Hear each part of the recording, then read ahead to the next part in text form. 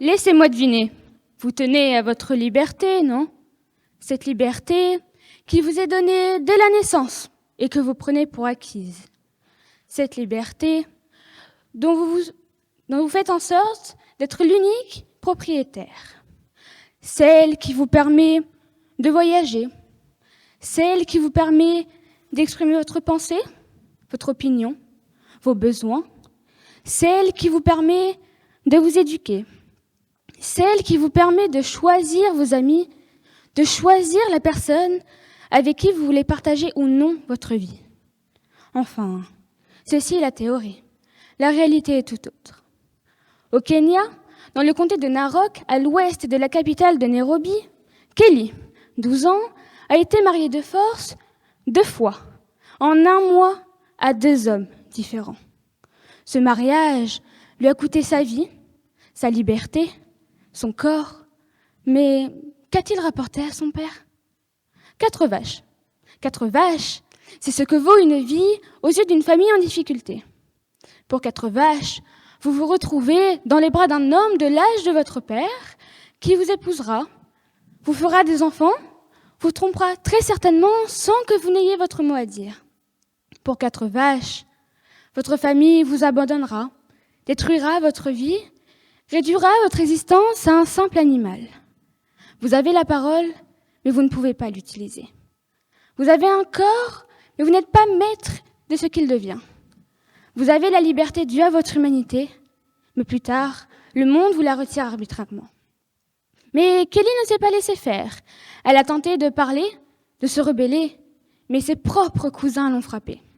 Grâce à sa persévérance et sa soif de liberté, elle réussit à s'enfuir. Elle s'échappe de cette famille qui ne la voit que comme une vulgaire marchandise. Malheureusement, le calvaire de Kelly ne s'arrêta pas là. Elle était vouée à ne pas être maître de sa vie. Elle s'est enfuie avec un homme ayant le même âge que le précédent. Il était marié, se disait-elle. Il va juste m'aider. Mais le destin était tenace et il la maria, de force, malgré le fait qu'il ait déjà une épouse. À seulement 12 ans, Kelly s'est retrouvée mariée de force 2 fois, en 1 mois, à 2 hommes différents. Son père estimait qu'elle était trop vieille pour l'école. Peut-être avez-vous une sœur du même âge que Kelly. Cette sœur est sûrement à l'école en ce moment même ou en train de s'amuser avec ses amis. Jamais elle ne pourrait imaginer que quelque part, dans le monde, une fille qui aurait pu être sa meilleure amie se retrouve mariée de force à 2 hommes différents.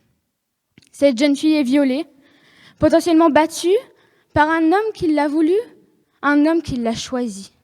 Alors que Kelly, elle, n'a rien choisi. Elle se retrouve obligée de quitter l'école, de quitter sa propre vie. Elle n'aura plus confiance en elle, plus jamais. Elle ne croira plus en l'humanité, plus jamais. Elle n'aura plus de sourire enfantin sur son visage, plus jamais. Tout ça à cause de qui? De sa famille qui voulait 4 vaches. Tout ça à cause de qui? D'hommes avec un complexe de supériorité qui aiment les filles beaucoup trop jeunes pour eux.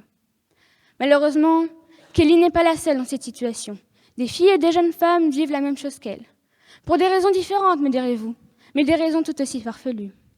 Certains hommes veulent juste se sentir supérieurs, puissants. Alors une fille qui n'aura pas la force de se battre, de parler, pourra les faire se sentir supérieures. Certaines familles sont comme celle de Kelly. Elles recherchent juste de quoi se nourrir, avoir un peu d'argent.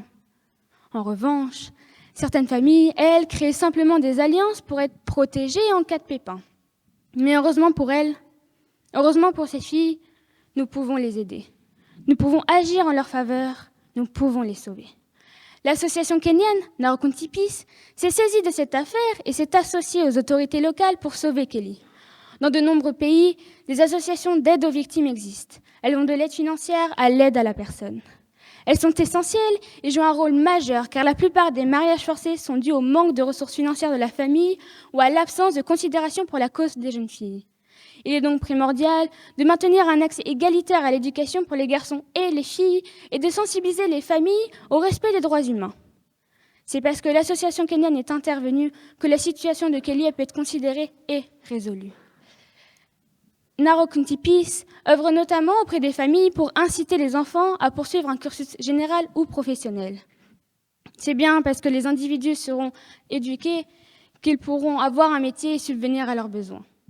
Éloigner les populations de la précarité fait partie de la lutte contre le mariage forcé. Plus les gens seront éduqués, plus ils seront sensibles au respect des droits humains. La lutte contre le mariage forcé est une affaire politique où chaque État doit s'engager dans le respect de la protection des mineurs et dans le respect des droits fondamentaux. Malheureusement, ce n'est pas suffisant. La preuve, le Kenya interdit le mariage des mineurs. Mais cela n'a pas empêché Kelly et bien d'autres jeunes filles de se retrouver mariées de force. Cela montre que ce n'est pas seulement un combat politique, mais également culturel et sociétal. Peut-être pensez-vous que cela ne vous concerne pas, car vous n'êtes pas kenyan. Mais que feriez-vous si votre petite sœur se retrouvait dans les bras d'un homme de l'âge de votre père?